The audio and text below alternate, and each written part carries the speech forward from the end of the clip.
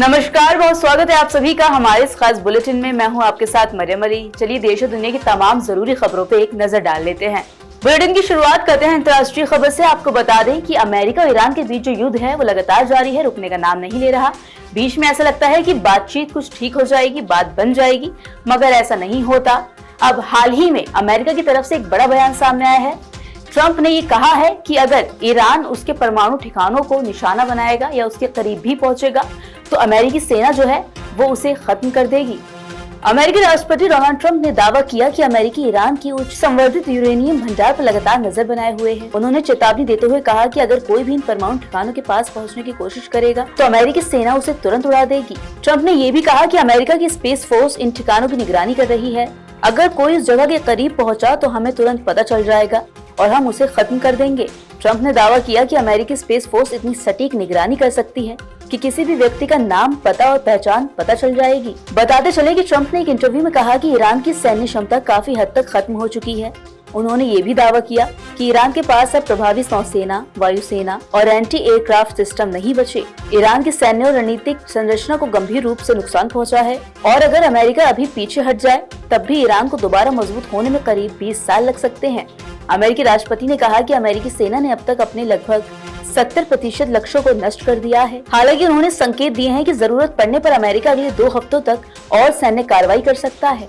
उधर बीते दिन प्रधानमंत्री नरेंद्र मोदी ने हैदराबाद में मिडिल ईस्ट में जो युद्ध चल रहा है इसको लेकर कई अपील लोगों से की है। उन्होंने कहा है कि 1 साल तक शादी के लिए सोना न खरीदें और साथ ही हो सके तो पेट्रोल और डीजल का कम ही उपयोग करें।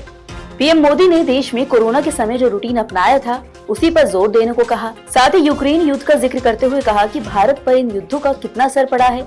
इसके अलावा पीएम मोदी ने अगले 1 साल तक शादियों के लिए सोना न खरीदने की अपील भी की। वहीं पीएम मोदी ने अपने भाषण में कहा, मैं लोगों से अपील करता हूं कि वो 1 साल तक सोना न खरीदें। कोरोना काल के दौरान हमने work from home, online meetings और वीडियो कॉन्फ्रेंसिंग जैसे व्यवस्थाओं को अपनाया था। हमने इसकी आदत डाल ली थी। आज भी समय की मांग है कि हम उन सभी व्यवस्थाओं को फिर से प्राथमिकता दें। इसके अलावा पीएम मोदी ने कहा कि पिछले 2 महीने से चल रही मिडिल ईस्ट जंग का असर काफी ज्यादा हुआ। इसका असर दुनिया समेत भारत पर भी पड़ा। मौजूदा समय में विदेश मुद्रा बचाने पर भी विशेष जोर पीएम मोदी की तरफ से दिया गया। उन्होंने कहा कि दुनिया भर में पेट्रोल और डीजल महंगे हो चुके हैं। ईंधन की बचत करना बेहद जरूरी है।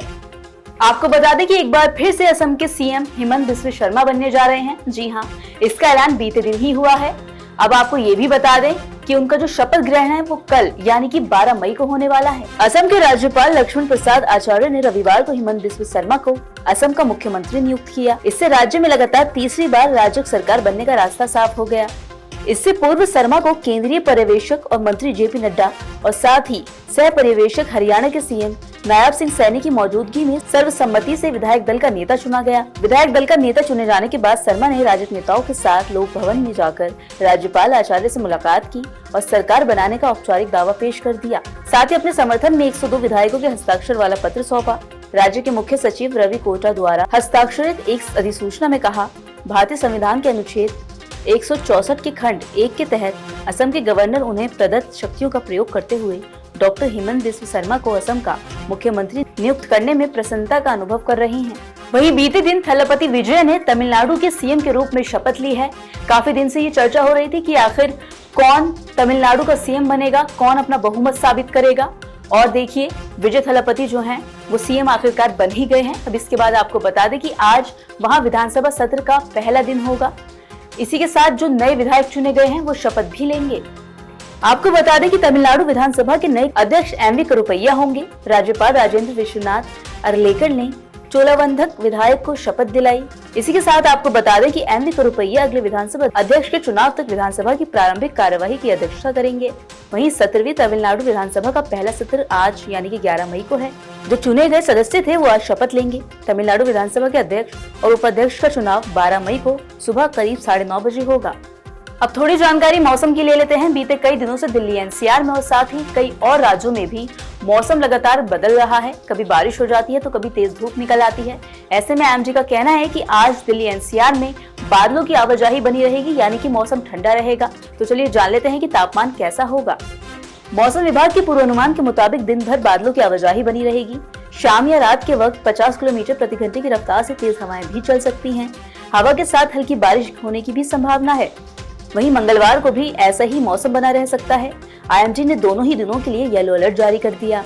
इसी बीच रविवार की बात करें तो दिन भर आसमान साफ रहा, तेज धूप भी खिली रही।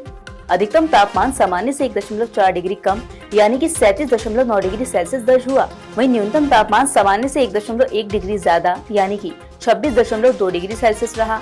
साथ ही आपको बता दें कि मौसम विभाग के मुताबिक पश्चिमी विक्षोभ के असर से तापमान में बहुत बदलाव नहीं होगा, लेकिन गर्मी के तेवर इस हफ्ते थोड़े कम ही रहेंगे। 16 मई तक का पूर्वानुमान बताता है कि दिन का तापमान करीब 40 डिग्री से नीचे ही बना रहेगा। तो ये थी वो सभी जरूरी खबरें जो हमने आपको दिखाई। इन खबरों का अपडेट भी लगातार आप तक पहुंचता रहेगा, लेकिन उसके लिए आपको जुड़े रहना होगा नवोदय टाइम्स पंजाब केसरी के साथ।